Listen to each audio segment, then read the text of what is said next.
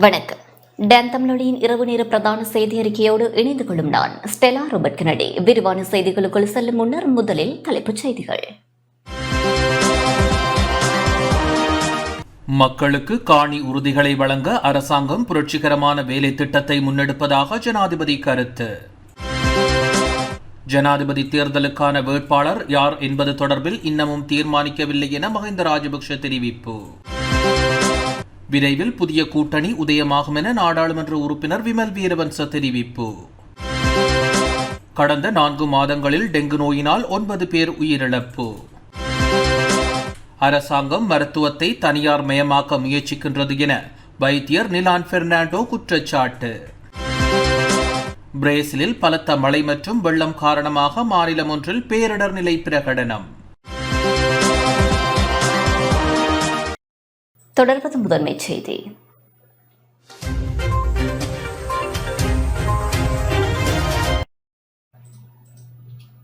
நாட்டு மக்களுக்கு காணி உறுதிகளை வழங்க அரசாங்கம் புரட்சிகரமான வேலை திட்டத்தை முன்னெடுப்பதாக ஜனாதிபதி ரணில் விக்ரமசிங்க தெரிவித்துள்ளார். நாட்டு மக்களுக்கு காணி உறுதிகளை வழங்க அரசாங்கம் முன்னெடுத்திருக்கும் வேலை திட்டம் உலக நாடுகள் இவற்றினும் முன்னெடுக்கப்படாத புரட்சிகரமான திட்டம் என ஜனாதிபதி ரணில் விக்ரமசிங்க தெரிவித்துள்ளார். இன்று பொலனறுவை மத்திய மகா வித்தியாலயத்தில் இடம்பெற்ற மகாவலி குடியிருப்பாளர்களுக்கு உரிமைய திட்டத்தின் கீழ் காணி உறுதிகள் வழங்கும் நிகழ்வில் இவ்வாறு குறிப்பிட்டார். மக்களுக்கு காணி உறுதிகளை வழங்க அரசாங்கம் முன்னெடுத்திருக்கும் வேலை திட்டம் புரட்சிகரமானது. உலகின் வேறு எந்த ஒரு நாட்டிலும் இவ்வாறான திட்டங்கள் செயற்படுத்தப்படவில்லை. நாம் மிகப்பெரிய புரட்சியை செய்திருக்கின்றோம். விவசாயத்திற்காக மாத்திரமின்றி வீட்டு உரிமைகளையும் வழங்கியிருக்கின்றோம். மாடி குடியிருப்புகளில் வசிப்போருக்கும் வீட்டு உரிமைகள் வழங்கப்பட்டிருக்கின்றன. அதனாலேயே இந்த திட்டத்தை உலகின் புரட்சிகர திட்டம் என கூறுகின்றோம். இத்திட்டம் நாட்டு மக்களுக்கான விடுதலையாகும். காணி உறுதியை துரிதமாக தயாரிப்பது குறித்து அமைச்சரவையிலும் ஆலோசித்தோம். பிரதமர் இந்த பணிகளை பொறுப்பேற்றுள்ளார். அது தொடர்பில் தேடியறிந்து பணிகளை முன்னெடுக்குமாறு மாவட்ட அபிவிருத்தி குழுக்களுக்கும் அறிவுறுத்தியுள்ளோம். இந்த திட்டம் 2 மாதங்களுக்குள் நிறைவு செய்யப்பட உள்ளது. காணி ஆணையாளர் அலுவலகம், மகாவலி அமைச்சு, நில அளவை திணைக்களம், உள்நாட்டு அலுவல்கள் அமைச்சு, மாவட்ட செயலாளர்கள் மற்றும் பிரதேச செயலாளர்கள் இணைந்து இந்த திட்டத்தை முன்னெடுத்து செல்ல வேண்டும். இந்த காணிகளை பெற்றுக்கொண்ட பின்னர் அரசாங்கத்தின் விவசாய நவீனமயப்படுத்தல் திட்டத்துடன் இணைந்து கொள்வது உங்கள் பொறுப்பாகும். நாட்டின் பொருளாதாரத்தை நவீனமயப்படுத்தி போட்டித்தன்மை நிறைந்த ஏற்றுமதி பொருளாதாரத்தை நோக்கி நாட்டை நகர்த்த வேண்டிய பொறுப்பு எம்மிடம் உள்ளது. விவசாய நவீனமயப்படுத்தல் செயற்பாடுகளை அரசாங்கம் முதன்மை திட்டமாக கருதி செயற்படுத்தும் நிலையில் அதற்குரிய ஒத்துழைப்புகளை வழங்குவது தொடர்பில் ஆராய ஜப்பான் வெளிவிவகார அமைச்சர் இன்று நாட்டுக்கு வருகை தந்துள்ளார். அந்த திட்டத்தின் முன்னேற்றம் குறித்து தேடியறிந்து அடுத்த 3-4 மாதங்களுக்குள் திட்டத்தை செயற்படுத்துவதற்கான ஒத்துழைப்புகளை வழங்கும் நோக்கில் உலக வங்கியின் பிரதிநிதிகளும் எதிர்வரும் ஜூன் மாதம் இலங்கை வரவுள்ளனர். அதற்கான திட்டங்களை சமர்ப்பிக்க வேண்டியிருப்பதால் இதனை சட்டப்பூர்வமாக மாற்றியமைப்பதற்கான நடவடிக்கைகளை எடுக்க உள்ளோம். அதன்படி நாட்டை முன்னேற்றி செல்ல நாம் முயற்சிக்க வேண்டும். இந்த வேலை திட்டத்துடன் அனைவரும் ஒன்றுபட வேண்டும். பொலனறுவை மாவட்டத்தை நாட்டின் பிரதான ஏற்றுமதி மாவட்டமாக மாற்றியமைக்க முடியும். அதற்கான திட்டங்களை நாம் தற்போது செயற்படுத்தியுள்ளோம். 76 வருடங்களாக என்ன செய்திருக்கின்றீர்கள் என்று சிலர் கேட்கின்றார்கள். நீர்ப்பாசன திட்டங்கள், மின் உற்பத்தி நிலையங்கள் என்பவற்றை ஏற்படுத்தி விவசாயிகளை உருவாக்கி நாட்டை அரசியலில் இருந்து தண்ணீரை வடைய செய்திருக்கின்றோம். இருப்பினும் இந்த பகுதிகளை வந்து சேராமல் இருக்கும் அபிவிருத்திகளை ஏற்படுத்த நான் பொறுப்பேற்கின்றேன். அரசாங்கத்தை பிளவுபடுத்த வேண்டுமென நான் ஒரு நாளும் சொல்லப்போவதில்லை.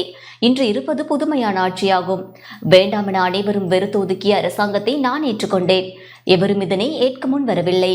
நாட்டின் முன்னேற்றத்திற்கான வேலை திட்டத்தை நாங்கள் ஆரம்பித்தோம். தொடர்ந்தும் நாம் அனைவரும் ஒன்றிணைந்து நாட்டின் பொருளாதாரத்தை பலப்படுத்தி எதிர்கால இளைஞர் சமூகத்திற்கான சிறந்த எதிர்காலத்தை கட்டமைக்க வேண்டும் என குறிப்பிட்டுள்ளார். உரிமைய திட்டத்தின் கீழ் மகாவலி குடியிருப்பாளர்களுக்கு காணி உறுதிகள் வழங்கும் நிகழ்வு பொலனறுவை மத்திய மகா வித்தியாலயத்தில் இன்று இடம்பெற்றது. மகாவலி அதிகார சபையினால் 2,04,002 நிரந்தர காணி உறுதிகளை தயாரிக்கும் பணிகள் முன்னெடுக்கப்பட்டு வருகின்றன. அதற்கமைய அனைத்து வலயங்களிலும் நிரந்தர காணி உறுதிகளை தயாரிக்கும் பணிகள் ஆரம்பிக்கப்பட்டுள்ளதுடன் மே மாத இறுதியில் 20,178 மகாவலி குடியிருப்பாளர்களுக்கு நிரந்தர காணி உறுதிகள் வழங்கப்பட உள்ளன. அதன் அடிப்படையில் அடையாள ரீதியாக 1,340 காணி உறுதிகள் பொலனறுவை மாவட்டத்தின் B-C வலயங்கள், மெதிரிகிரிய, முரககந்த உள்ளிட்ட மகாவலி வலய குடியிருப்பாளர்களுக்கு பகிர்ந்தளிக்கப்பட்டன. இதன்போது 30 பேருக்கான காணி உறுதிகள் ஜனாதிபதி ரணில் விக்ரமசிங்கவினால் வழங்கி வைக்கப்பட்டன. இந்த நிகழ்வில் பிரதமர் தினேஷ் குணவர்தன, வனஜீவராசிகள் மற்றும் வனவள பாதுகாப்பு மற்றும் நீர்ப்பாசன அமைச்சர் பவித்ரா வெண்ணியாராய்ச்சி, பெருந்தோட்ட தொழிற்சாலைகள் மற்றும் மகாவலி அபிவிருத்தி ராஜாங்க அமைச்சர் லொஹான் ராத்வத்த, நீர்ப்பாசன ராஜாங்க அமைச்சர் சிறிபால கம்னத் மற்றும் நாடாளுமன்ற உறுப்பினர் பி ஹரிசன் உள்ளிட்ட பலர் பங்கேற்றனர்.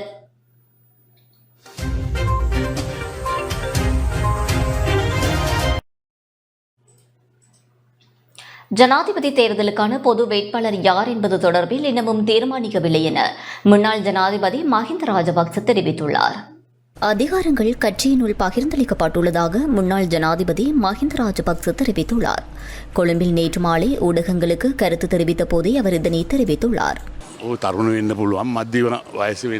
எதிர்வரும் தேர்தலில் வெற்றி பெறுவதே எம்முடைய தேர்தலுக்கான திட்டமிடலாகும். ஜனாதிபதி தேர்தலுக்கான பொது வேட்பாளர் யார் என்பது தொடர்பில் இன்னமும் தீர்மானிக்கவில்லை. உரிய நேரத்தில் அது குறித்த தீர்மானம் எடுக்கப்படும். நாம் கட்சிக்குள் அதிகாரங்களை அனைவருக்கும் பகிர்ந்தளித்துள்ளோம். ஜனாதிபதி தேர்தல் வேட்பாளர் தொடர்பில் கட்சியின் ஊடாக உரிய தீர்மானம் எடுக்கப்படும். வெற்றியடையக்கூடிய வேட்பாளர் ஒருவரையே நாம் நிச்சயமாக நியமிப்போம். நாமல் ராஜபக்ஷ ஜனாதிபதி வேட்பாளராக வேண்டும் என நான் எதிர்பார்க்கவில்லை. கட்சியின் ஊடாகவே குறித்த தீர்மானம் எடுக்கப்படும். அதே போன்று அவருக்கு இன்னமும் காலம் தேவைப்படுகின்றது என்றே கூற வேண்டும்.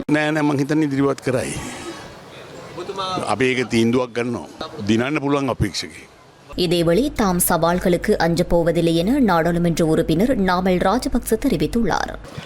විශේෂයෙන්ම නිරන්තරයෙන් මේ දේවල්ට මේ කෝවිල්ට එන තැනක් විශේෂයෙන්ම வெற்றிகரமான மேதின கூட்டத்தை நாம் நடத்தியுள்ளோம். அதேபோன்று கிராமிய மட்டத்தில் இருந்து மொட்டு கட்சியை வலுப்படுத்தும் நடவடிக்கைகளை முன்னெடுத்து வருகின்றோம். மேதின கூட்டத்துடன் மொட்டு கட்சியின் எழுச்சியை வைத்து எதிர்காலத்தில் கிராமிய மட்டத்திலும் மொட்டு கட்சியை வலுப்படுத்த முடியுமாக இருக்கும். ஐக்கிய தேசிய கட்சியும் எழுச்சி அடைவதையே அவதானிக்க முடிகின்றது. மேதின கூட்டம் அதற்கு தகுந்த உதாரணமாக அமைந்தது. அவர்களின் கட்சியின் எழுச்சி குறித்த விடயத்தை அவர்கள் பார்த்துக் கொள்வார்கள். நாம் எமது கட்சி தவிர்த்து ஏனைய கட்சிகளின் விடயங்களில் தலையீடு செய்யப் போவதில்லை. கட்சியை பலப்படுத்திக் கொண்டு தேவையான வேட்பாளரை நியமிக்க வேண்டும். அதேபோன்று அரசியலமைப்பிற்கு அமைய அடுத்ததாக ஜனாதிபதி தேர்தலே இடம்பெறவுள்ளது. அதற்கு நாம் தயாராகவே உள்ளோம். சவால்களுக்கு நாம் அஞ்சவில்லை. எமக்கும் நாட்டு மக்களுக்கும் இடையிலேயே கொடுக்கல் வாங்கல் காணப்படுகின்றது. ஆகவே நாம் அதற்கு அஞ்சப் போவதில்லை.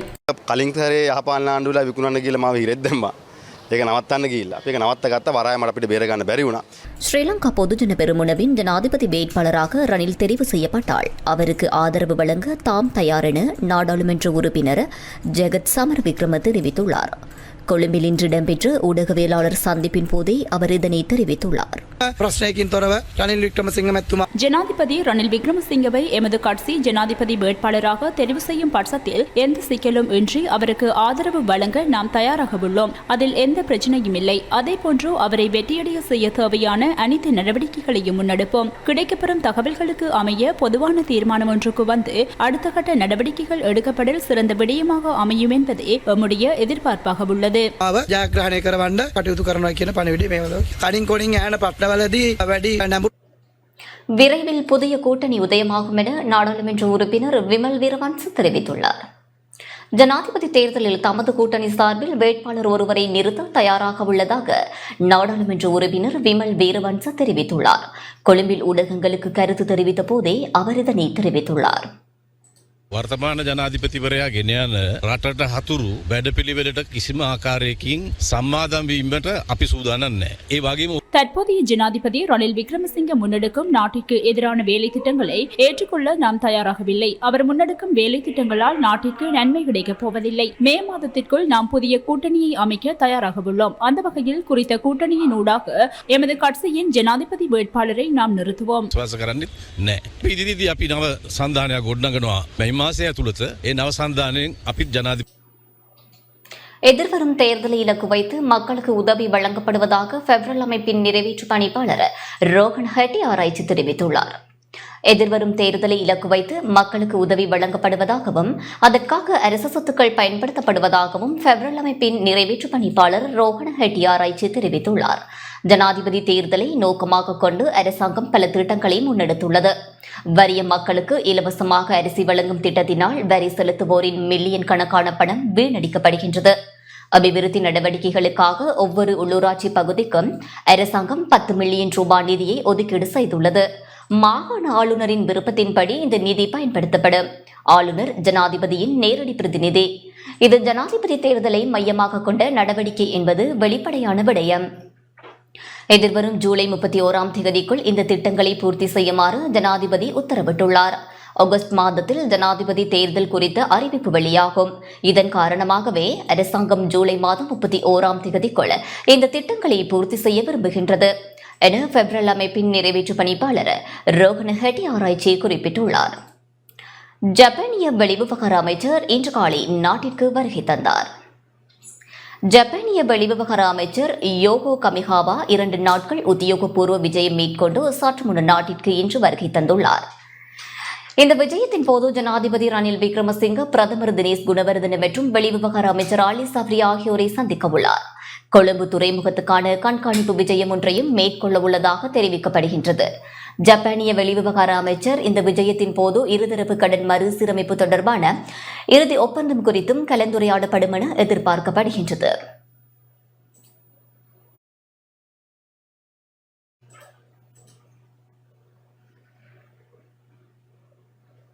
திருகோணமலை விமானப்படை தளத்திற்கு இந்திய உயர்ஸ்தானிகர் நேற்று விஜயம் செய்தார். திருகோணமலையில் உள்ள விமானப்படை தளத்திற்கு இந்திய உயர்ஸ்தானிகர் சந்தோஷ் ஜா விஜயம் செய்திருந்தார். அவரை ஏர் கமாண்டர் துஷாரா வீரரத்ன மற்றும் குரூப் கேப்டன் நிஷாந்த் சனவிரத்ன ஆகியோர் வரவேற்றனர். இலங்கையின் கடல் கண்காணிப்பு திறனை மேம்படுத்துவதில் முக்கிய பங்காற்றும் இந்திய கடற்படையின் டோனியர் தொழில்நுட்ப குழுவினருடனும் உயர்ஸ்தானிகர் கலந்துரையாடலிலும் ஈடுபாட்டமை விசேட அம்சமாகும்.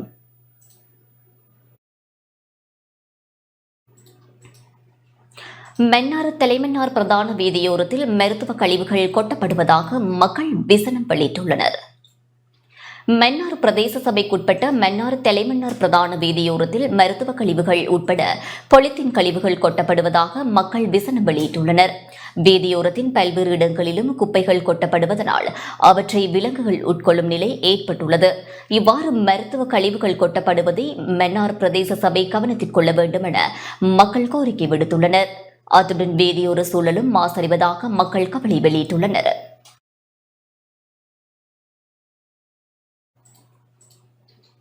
அம்பாறை திருக்கோவிலில் தமிழீழ விடுதலை இயக்கத்தின் தலைவர் ஸ்ரீ சபாரத்தினத்தின் 38வது நினைவேந்தல் நிகழ்வு இடம்பெற்றது.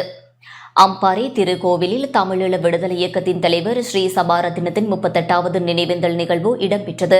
கட்சியின் அம்பாறை மாவட்ட அமைப்பாளர் கந்தசாமி நேசநாதன் தலைமையில் இடம்பெற்ற நினைவேந்தல் நிகழ்வில் தமிழீழ விடுதலை இயக்கத்தின் தலைவர் ஸ்ரீ சபாரத்தினத்தின் உருவப்படத்திற்கு மலர் மாலை அணிவித்து தீபச்சுடர்கள் ஏற்றப்பட்டு மலர் தூவி அஞ்சலி செலுத்தப்பட்டது.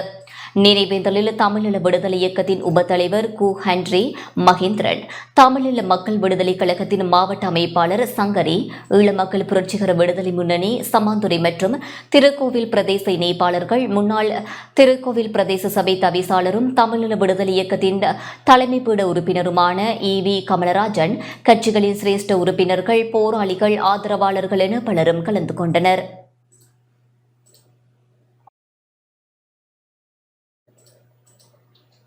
கிழக்கு மாகாணத்தில் முன்பள்ளி டிப்ளோமா கல்வியை பூர்த்தி செய்தவர்களுக்கான பட்டமளிப்பு விழா இன்று மட்டக்களப்பில் நடைபெற்றது.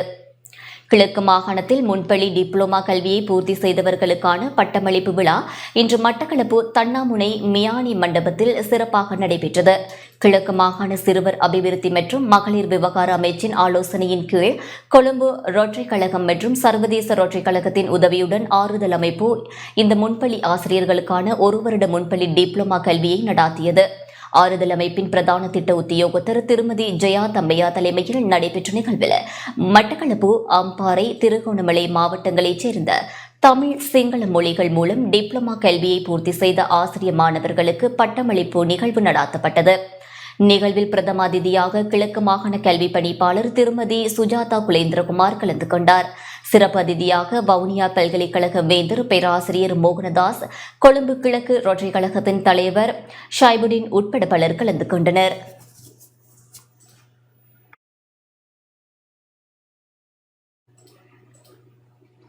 சிவனொலி பாதமாலைக்கு செல்ல வெளிநாட்டு சுற்றுலா பயணிகளுக்கு மாத்திரம் அனுமதி வழங்கப்பட உள்ளது.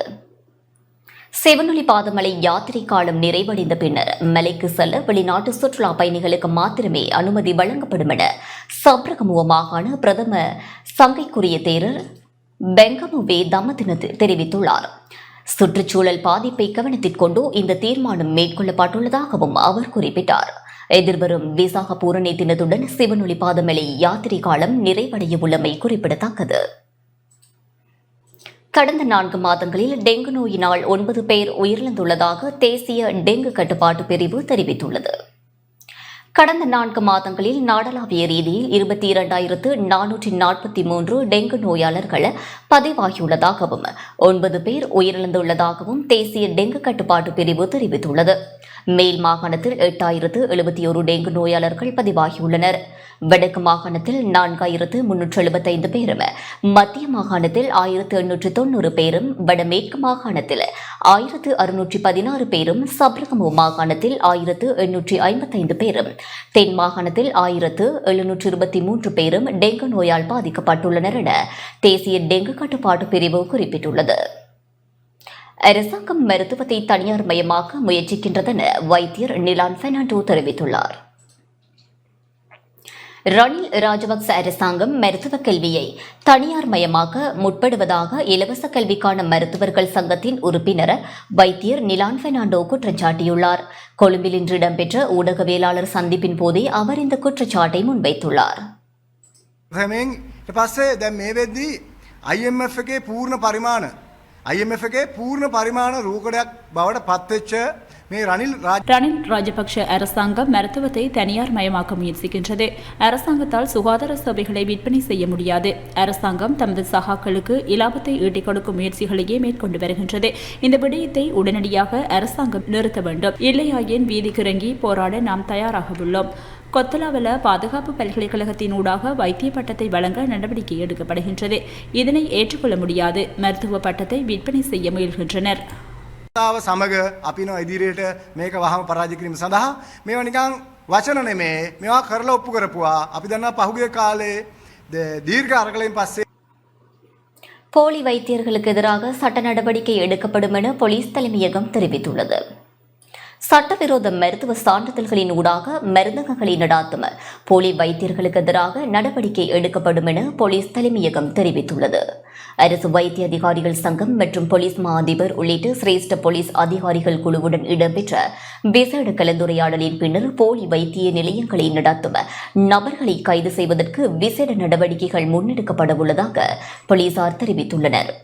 குறிப்பாக அரசு வைத்திய அதிகாரிகள் சங்கத்தினால் வைத்தியர்களுக்கு வழங்கப்படும் உத்தியோகபூர்வ இலச்சினையுடன் கூடிய ஸ்டிக்கரை வாகனங்களில் தவறாக பயன்படுத்துவோர் மற்றும் சட்டவிரோத செயல்களில் ஈடுபடுவோர் மீது நடவடிக்கை எடுக்கப்பட உள்ளது.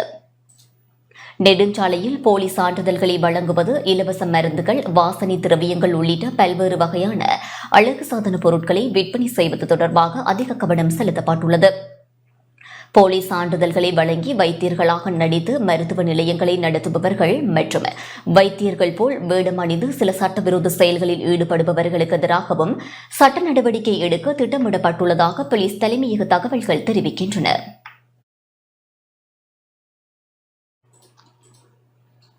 நாடளாவிய ரீதியில் நேற்று மேற்கொள்ளப்பட்ட சுற்றி வளைப்புகளின் போது 734 பேர் கைது செய்யப்பட்டுள்ளனர். நாடளாவிய ரீதியில் மேற்கொள்ளப்பட்ட விசேட சுற்றி வளைப்புகளின் போது நெச்சத்தன்மை மிக்க போதைப் பொருட்களுடன் 14 பெண்கள் உட்பட 734 பேர் கைது செய்யப்பட்டுள்ளனர். நேற்றைய நடவடிக்கைகளின் போது கைதான நபர்களில் 26 பேர் மேலதிக விசாரணைகளுக்காக போலீஸ் தடுப்பு காவலில் வைக்கப்பட்டுள்ளனர். அத்துடன் போதைப் பொருட்களுக்கு அடிமையாகியுள்ள 5 பேரை புனர்வாழ்வு நிலையத்திற்கு அனுப்பி வைக்க நடவடிக்கை எடுக்கப்பட்டுள்ளது. சந்தேக நபர்களிடமிருந்து 127 gram heroin, 191 gram ice, 460 gram கஞ்சா, 7 கிராம் ஹெரோயின், 35 கிராம் ஐஸ் மற்றும் 353 கிராம் கஞ்சா உள்ளிட்ட போதைப் பொருட்கள் சிறிய சிறிய பொதிகளாக கைப்பற்றப்பட்டுள்ளன. இலங்கை இந்திய மீனவர் பேச்சுவார்த்தை மீள ஆரம்பிக்கப்பட வேண்டுமென அகில இலங்கை மீனவ மக்கள் தொழிற்சங்கத்தின் வடக்கு மாகாண இணைப்பாளர் ஆனா அன்னராசா தெரிவித்துள்ளார். இலங்கை இந்திய மீனவர் பேச்சுவார்த்தை மீள ஆரம்பிக்கப்பட வேண்டுமெனவும் 2016ஆம் ஆண்டு இடம்பெற்ற பேச்சுவார்த்தையின் அடிப்படையில் பல விடயங்கள் நகர்த்தப்பட வேண்டுமெனவும் அகில இலங்கை மீனவ மக்கள் தொழிற்சங்கத்தின் வடக்கு மாகாண இணைப்பாளர் ஆனா அன்னராசா தெரிவித்துள்ளார். இன்று யாழ்ப்பாணம் வடமராட்சி ஊடக இல்லத்தில் இடம்பெற்ற ஊடக சந்திப்பில் இவ்வாறு குறிப்பிட்டார். இலங்கை இந்திய மீனவர்களுடைய பேச்சுவார்த்தை என்பது 2016ஆம் ஆண்டு 11ஆம் மாதம் 5ஆம் திகதி எட்டப்பட்ட இணக்கப்பாட்டின் அடிப்படையிலே இலங்கை இந்திய மீனவர்களுடைய பிரச்சினை தீர வேண்டும். அதற்குரிய பேச்சுவார்த்தைகள் கலந்துரையாடல்கள் ஆரம்பிக்கப்பட வேண்டும். தற்பொழுது அது மௌனிக்கப்பட்டு பேசுபொருள் அட்டை இருக்கின்றது. ஆனால் அந்த மீனவர்கள் தங்களுடைய தடைக்காலம் முடிந்து தொழில் ஆரம்பிக்கும் போது மீண்டும் இந்த பிரச்சினை பூதாகரமாக வெடிப்பதற்கு முன்பு இந்திய அரசாங்கமும் சரி, இலங்கை அரசாங்கமும் சரி, இலங்கையினுடைய வெளிவிவகார அமைச்சரும் சரி இந்த பிரச்சினையை தமிழ்நாட்டோடு, தமிழ்நாட்டு தொப்புள் கொடி உறவுகளோடு கதைச்சு இந்த பிரச்சனைக்கு ஒரு சுமூக தீர்வு எட்டுவதற்கு வழிவகுக்க வேண்டும். பிரச்சனை ஆரம்பித்த பிற்பாடு நீங்கள் பேசுவதோ கலந்துரையாடுவதோ பொருத்தமற்றது என்ற ஒரு செய்தியையும், அதே போன்று எங்களுடைய தமிழ் அரசியல் கட்சியின் தலைவர்களுக்கு நீங்கள் இலங்கை இந்திய மீனவர் பிரச்சினை தொடர்பாக இந்த தடைக்காலம் முடிவதற்குள் இந்திய உயர்ஸ்தானிகரோடு அல்லது இலங்கை அரசாங்கத்தோடு பேசி எங்களுக்கு 2016 எட்டப்பட்ட பேச்சுவார்த்தையின் அடிப்படையிலே அதிலிருந்து இந்த பேச்சுவார்த்தை தொடரப்பட வேண்டும். புதிதாக மேற்கொள்ளப்படுகின்ற எந்த ஒரு விஷயத்தையும் கடற்றொழில் சமூகம் ஆகிய நாங்கள் ஏற்றுக்கொள்ள மாட்டோம். எங்கள் மீதும் எங்கள் கடல் மீதும் எங்களுக்கு இருக்கிற உரிமையை இந்த நீதியை வைத்து இலங்கை அரசாங்கமும் கடற்றொழில் சார்ந்த திணைக்களத்தின் அதிகாரிகளும் எங்களை கடலை விட்டு அந்நியப்படுத்துகின்ற ஒரு செயல்பாட்டை செய்கின்றார்கள். எனவே நாங்கள் மன்றாட்டமாக கேட்டுக்கொள்கிறது, வெளிநாட்டு மீனவர்கள் மீது கரிசனை கொண்ட அனைவரும் நாங்கள் இறமையுள்ள நாட்டிலே எங்களுடைய கடலிலே எங்களுடைய பாதிப்புக்கு உங்களுடைய மனிதாபிமானம் எங்கே, நல்லெண்ணம் எங்கே என்ற ஒரு கேள்வி எங்களுக்கு கேட்க தோன்றுகிறது. எங்களுடைய குரலை கடற்தொழில் அமைச்சும் செவிசாய்ப்பதில்லை, கடற்தொழில் திணைக்களமும் செவிசாய்ப்பதில்லை. கடற்தொழிலாளர்களை அந்நியப்படுத்தி கொண்டு கடலை விட்டு வெளியேற்றி கொண்டு தொழிலாளர்களுடைய உரிமை பற்றியும் தொழிலாளர் தினங்களை கொண்டாடுவதில் என்ன அர்த்தம் இருக்கிறது? செய்திகள் தொடர்கின்றன. அம்பாறை மாவட்டத்தில் வெள்ளரி தர்பூசணி பழங்களுக்கு அதிக கிராக்கி ஏற்பட்டுள்ளது. அம்பாறை மாவட்டத்தில் அதிக வெப்பம் காரணமாக பொது இடங்களில் மக்களின் நடமாட்டம் மிகவும் குறைவாக காணப்படுகின்றது. வாகனங்களில் பயணிப்போர் தவிர்ந்த பிரதான வீதிகளில் மக்களின் நடமாட்டங்கள் குறைந்தே காணப்படுகின்றன. அதிக வெப்பம் காரணமாக வெள்ளரி பழத்திற்கு அதிக கிராக்கி ஏற்பட்டுள்ளது. வெள்ளரி பழ செய்கையாளர்களுக்கு இம்முறை அதிக லாபம் ஈட்டக்கூடியதாக உள்ளது. கிராமப்புறங்களிலிருந்து வெள்ளரிப்பழ வியாபாரிகள் கல்முனை பிரதேசங்களிலும் சாய்ந்தமருது, காரைதீவு, நிந்தவூர் போன்ற பிரதேசங்களில் அதிகமாக வெள்ளரி பழங்கள், தர்பூசணி பழங்களை விற்பனை செய்கின்றமை குறிப்பிடத்தக்கது.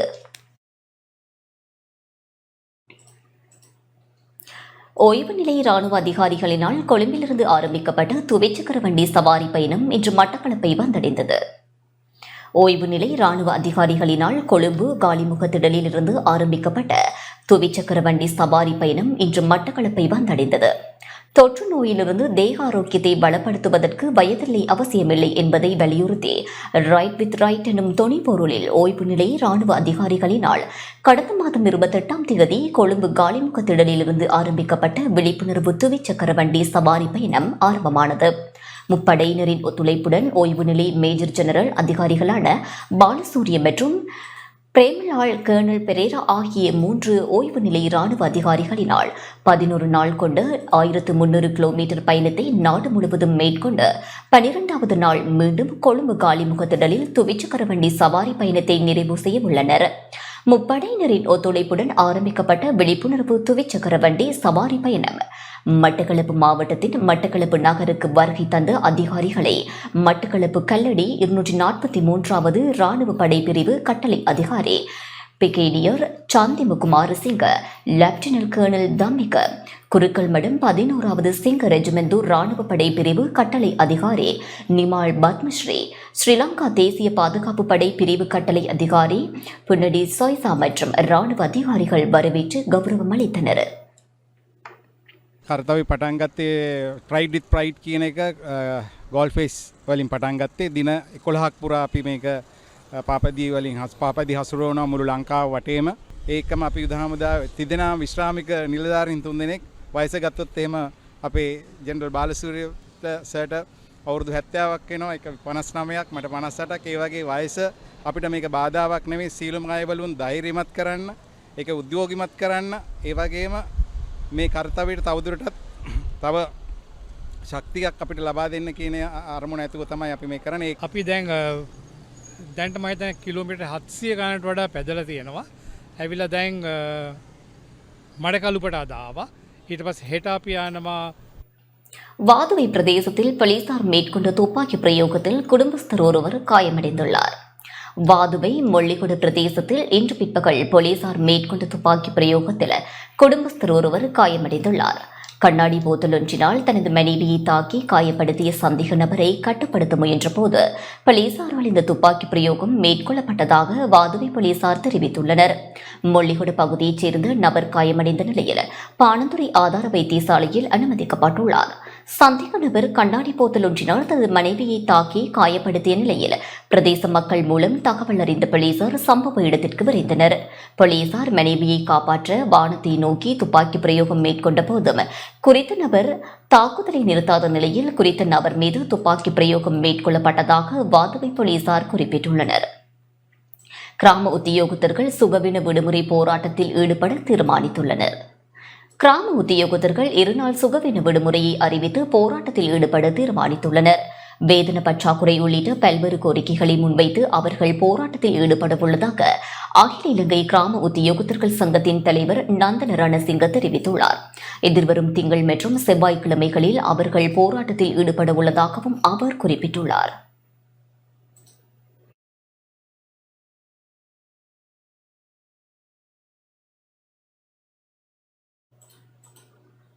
கடன் மறுசீரமைப்பு விடயத்தில் சீனா ஆதரவு வழங்கும் என நிதி ராஜாங்க அமைச்சர் ஷெஹான் சேமசிங்க தெரிவித்துள்ளார். கடன் மறுசீரமைப்பு செயல்முறையை நிறைவுக்கு கொண்டுவர சீனா தனது முழுமையான ஒத்துழைப்பை வழங்க தயாராக உள்ளதாக உடன்பட்டுள்ளதாக நிதி ராஜாங்க அமைச்சர் ஷெஹான் சேமசிங்க தெரிவித்துள்ளார். ஜோர்ஜியாவின் திபிலிசியில் நடைபெற்றும் ஆசிய அபிவிருத்தி வங்கியின் வருடாந்த கூட்டத்தொடரில் நிதி ராஜாங்க அமைச்சர் ஷெஹான் சேமசிங்க கலந்து கொண்டுள்ளார். இதன்போது சீனாவின் துணை நிதியமைச்சர் லியாவோ மென்னுடன் இடம்பெற்ற உத்தியோகபூர்வ சந்திப்பின் போதே இந்த விடயம் தெரிவிக்கப்பட்டுள்ளது. நிதி ராஜாங்க அமைச்சர் ஷெஹான் சேமசிங்கவின் உத்தியோகபூர்வ டுவிட்டர் தளத்தில் இன்று இடப்பட்டுள்ள பதிவிலேயே இந்த விடயம் சுட்டிக்காட்டப்பட்டுள்ளது. குறித்த பதிவில் இவ்வாறு பதிவிடப்பட்டுள்ளது. ஜோர்ஜியாவில் நடைபெற்ற ஆசிய அபிவிருத்தி வங்கியின் வருடாந்த கூட்டத்தின் போது சீனாவின் துணை நிதியமைச்சர் லியாவோ மென்னுடன் உத்தியோகபூர்வ சந்திப்பொன்று இடம்பெற்றது. இந்த சந்திப்பின் போது இலங்கையின் கடன் மறுசீரமைப்பு செயல்முறையை நிறைவு செய்ய சீனா தனது முழுமையான ஆதரவையும் ஒத்துழைப்பையும் வழங்க உடன்பட்டுள்ளது. மேலும் சீனா அனைத்து முனைகளிலும் இலங்கைக்கு அதன் உறுதியான ஆதரவை வழங்க தயாராக உள்ளதாகவும் தெரிவித்துள்ளது.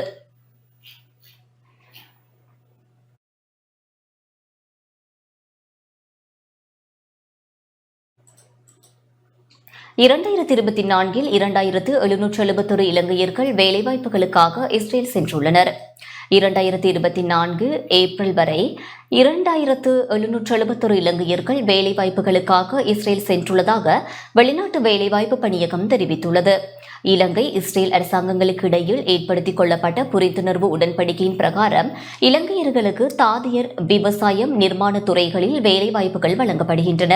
அதற்கமைய 409 பேர் தாதியர் சேவையிலும் 804 பேர் நிர்மாண துறையிலும் 1558 பேர் விவசாய துறையிலும் வேலைவாய்ப்புகளுக்காக சென்றுள்ளனர்.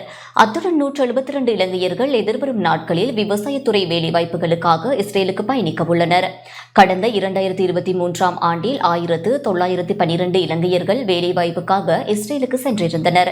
அதனுடன் ஒப்பிடுகையில் இந்த ஆண்டு வேலைவாய்ப்புக்காக இஸ்ரேலுக்கு செல்லும் இலங்கையர்களின் எண்ணிக்கையில் பாரிய அளவு அதிகரிப்பு ஏற்பட்டுள்ளது என வெளிநாட்டு வேலைவாய்ப்பு பணியகம் குறிப்பிட்டுள்ளது.